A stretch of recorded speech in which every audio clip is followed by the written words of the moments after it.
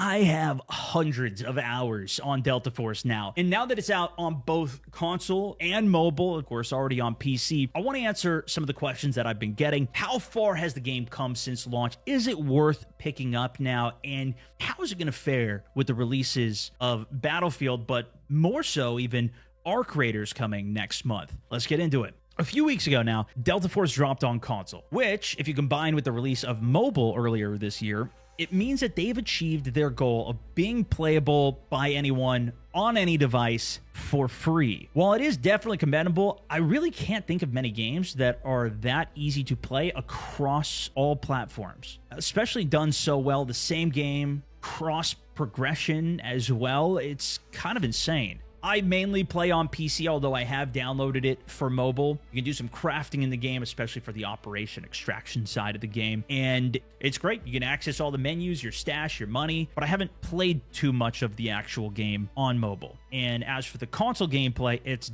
definitely had a lot of mixed opinions. Heck, even on PC, it's had a lot of mixed opinions. There's a lot of people who have seen me play this game every day and have been very mad that I'm even playing it. Even on console, though, as I have been streaming it recently, I've seen a lot of people really having a blast on the game. And so it makes me confused of like, how do some people hate it so much, but then others find it to be such an amazing game? And while I think it is a testament to just how many different types of players there actually are, I do think because it is free to play, it makes it much more accessible to a lot of people who probably haven't dove into a lot of other games in the first place. And I do think between all the different modes that are here, there is a little bit of something really for everybody. And I'll touch on some of those in a minute here. But there's definitely been issues I've seen as well, even on the performance side for some people. The Exclusive Ace posted a video about how his performance on the PlayStation 5 made him nauseous playing the game, and that he found the frame rate choppy, super unsatisfying gameplay on the controller. I know he plays a ridiculous amount of Call of Duty, and the fluidity of that game on controller is a big selling point for a lot of people. He said he had some experience with the game on PC, so maybe if he was just playing completely blind, again, he didn't see any of the other options or ways that there are out there, maybe he'd have a different opinion. I felt the same way after I played in 1440p for the first time. I was like, well, I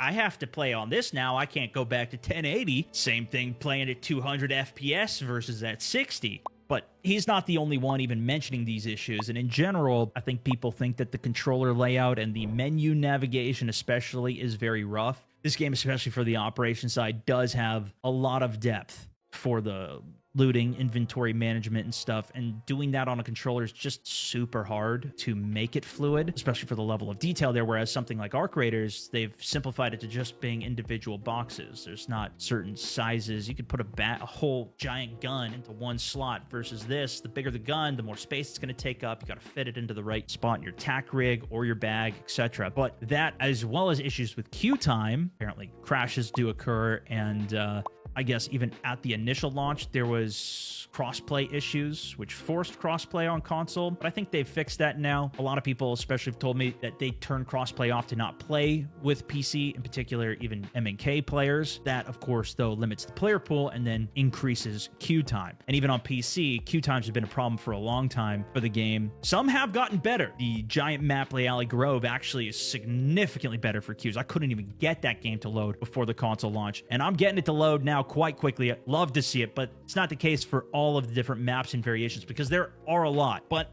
overall console, from what I've gathered, it seems like still could use some work on the port. It's not the best experience, but I do think the actual gameplay experience itself of that extraction shooter that I know so many people have wanted who don't have a PC, who aren't going to spend the hundreds of dollars for Tarkov or whatever they want to get, nor have the time to spend hundreds of hours to just get the basic understanding of Tarkov, that can get a lot of it fulfilled from a game like this. That also is more accessible. It has things like hit markers, knock indicators, and it's a bit more Call of Duty-fied. That's where I really think they have the most unique offering. But let's touch on the modes then. What does this game have to offer? What can you expect if you did want to get into it? The game's split into 3 different modes. You have the Black Hawk Down co-op campaign. You've probably heard of the movie, probably seen it. This is Black Hawk Down, and you could play it with 4 people. It is quite a difficult campaign, at least it was when I had played it. I think they do have the ability to play it solo now as well if you want to. They have the Battlefield type experience, giant 32v32. They even have naval combat with boats, helicopters, attack helicopters, and even like a Little Bird type scout helicopter. This in the format of a breakthrough as well as conquest style. Again, very similar to Battlefield.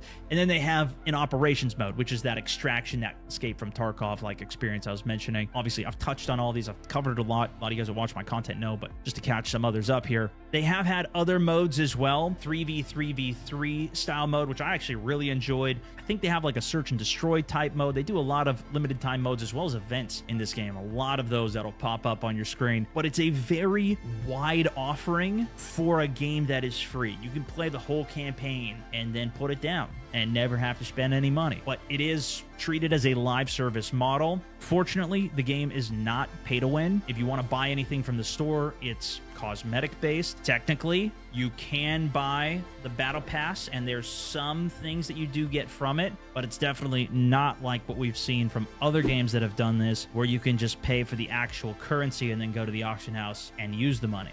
You do have to play the game and actually earn stuff. So I think that's also one of the reasons that the game has been well defended by a lot of people. And there are a lot of people that have been playing the game and enjoying it, myself included. It may not go as deep as you want for like the Battlefield mode. I even finally went back and played that, caught up with some of the recent seasons, which every season they have been adding new maps, new operators to the game. They all have slightly different balance for the different modes, a couple differences in their abilities, which is nice. Like they're thinking about all of them. But I finally was getting into some of the heli gameplay, for example, and I kind of switched my controls to rifle aim for how I like to do it in Battlefield. And the sensitivity just all felt very strange, even on the mouse and keyboard. Granted, again, I'm probably just more used to how Battlefield works, but while there was some things that I actually liked better about the vehicles on here, especially how deadly the weapons were insane. Some of the fluidity, especially in the animations, or even like when you're playing as a ground unit, there's a lot of stuff that you just cannot mantle on, which looks like you could mantle on it, but they're very controlling on the lanes and the routes that you take in the game. That being said, there's also a lot of really specific jump spots that you could utilize that then give you a massive advantage for map knowledge in both of the modes. That is really fun to learn because once you know it, you can dominate people. Like putting a lot of hours into the game in that sense definitely helps you get angles and advantages, but it also makes the game feel a little less smooth to play because this thing that looks like you should be able to jump on it, you just can't. And then of course, the game just being free to play also comes with hackers, which is one of the biggest things that I always hear about this game. And they're very vocal that they are working on it, that they are aggressive with their anti-cheat. They do have a kernel level anti-cheat for their system. They're constantly posting about how many people they're banning. But again, it is a free to play game, so that is going to be part of the issue with it. And I think this is just in general, while a lot of people are moving to more PvE focused games, especially from the multiplayer side,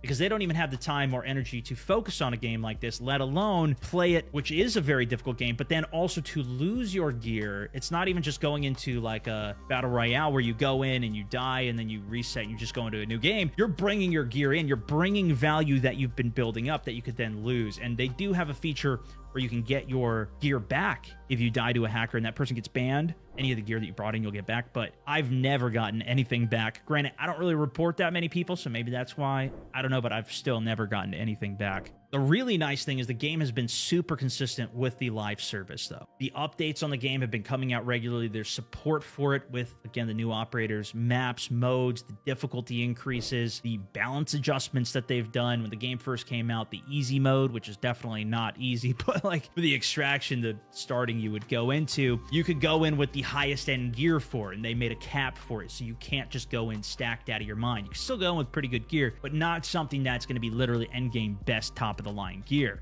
They've been adding tons of new weapons as well, and they've even been adding endgame content. This new prison map that they added at the last season was insane. I played a lot of labs on Tarkov. It gave me a lot of that experience, but honestly, this game feels extremely PvP focused, and especially for how difficult it is to extract on their kind of end game modes, it is crazy. And at least for the quality on PC, from what I've experienced ever since the early beta that I played of, you can go back and look at my streams and videos from then. This was such a good, I don't even know if they called it alpha or whatever. It was so good to play. Like, no bugs, good frame rate. And even after launch, it's been very similar. There has been more stuff that's kind of popped up as the seasons have gone on. And I am playing on a higher end computer, but the fact that it even runs as good as it does on mobile and on older phones as well is definitely quite impressive. But I think the big comparison for a lot of people is other extraction shooters. We were expecting this game to even come out on console at the end of last year in 2024. It was then pushed to the beginning of 25 in Q1, and then of course it wasn't until the back half of 2025 that it actually came out. And now there's more competition for that space. Exoborn's coming, which seems to have some interest, but Arc Raiders has massive interest, and that's going to be dropping on console and seems to be well designed for it. Their tech test was also incredible. And against it, if you do want to compare, this has some strengths. It's free to play, so it's more accessible. The gameplay is a first-person extraction shooter. Many are familiar, at least, with DMZ, and this is a massive upgrade from that with an in-game player economy, which is sick. The gunsmithing, the realistic weapons that you also get to see in first person. The gunsmithing is crazy deep as well. It even has the codes that Call of Duty is finally adding, where you can just copy a link and get the full build for it. They also have really good systems for creating that, saving builds, re-kitting your character up, the variety of maps as well as the difficulty within it, the satisfaction of looting and actually having that player economy to build your character, your outside stash up. The coolest concept that I've seen so far, where you can go in, extract an item that is a cosmetic in the game. You can also sell that to other players for currency in the game that you could then use to buy other cosmetics. Essentially, it's a way to extract real value out of the game. Although you can't necessarily take it out of the game like in Counter-Strike, how they do their weapon skins and everything.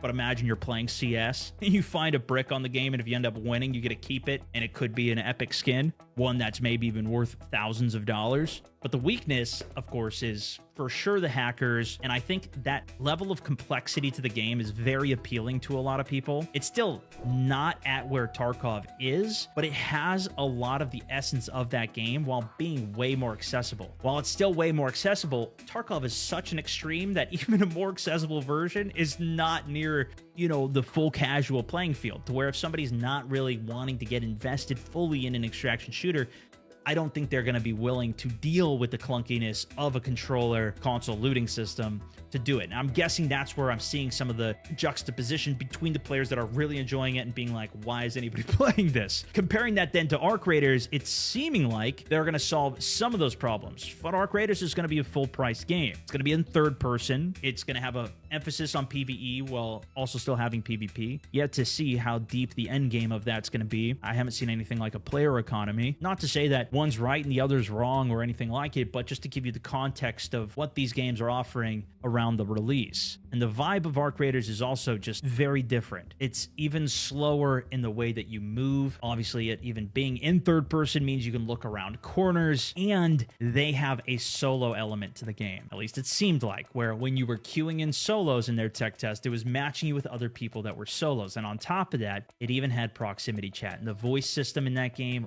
was phenomenal. Not only did this lead to just fun experiences, but it totally changes the way that you actually play the game in so many scenarios. As for then the warfare mode, which is that Battlefield style one versus something like Battlefield 6, well, I realistically don't think there's any way where this is going to be a solid replacement for Battlefield 6. This is a lot closer to something like 2042, which I know a lot of people don't even like in the first place, but again, it has the strengths of being free to play. It's got huge maps, which is reminiscent. It's got the vehicle combat with the helicopters. They don't have jets yet, but it does look like it is coming in the next update. And there are some Battlefield moments to be had with all of the constant updates that they're doing to this game too. There is at least refreshing content. There's an active community for it. They have a lot of those like rock, paper, scissors mechanics where the helicopter is going to be countered by the anti-air, but it's going to be super destructive to the tanks. The tanks are going to destroy the anti-air. They're going to be weak to the helicopters, etc. That rock, paper, scissors style. But I think think for a lot of people who have actually owned Battlefield or played that already, they probably get the sense that this is just a not as good version of what they would experience there. It has destruction, actually even has building in the game, something that was back in Battlefield 5 that's not in 2042, which is sick, actually. They even just added swimming to the game. So again, if you can't buy the full price game, especially with the new Battlefield coming out, that's going to be $70 minimum here, or you don't have the system that's going to be able to run the latest Frostbite engine on ultra settings and, you know, whatever to run it all, this realistically could be a good alternative. But I'll say I had a ton of fun with this game, and I still really enjoy hopping on it. One of the best things about it to me, honestly, is just that it doesn't reset. That's something that upset me about Tarkov, and I know a lot of people love the wipes, and that's part of the reason people keep coming back. I get it, but it also makes it so, like, I put hundreds of hours into the game, and now all of it's gone, and I'm like, I don't want to go back and restart. This game, you keep your progress, and there's still every season, and on that new season, all of those missions are also new.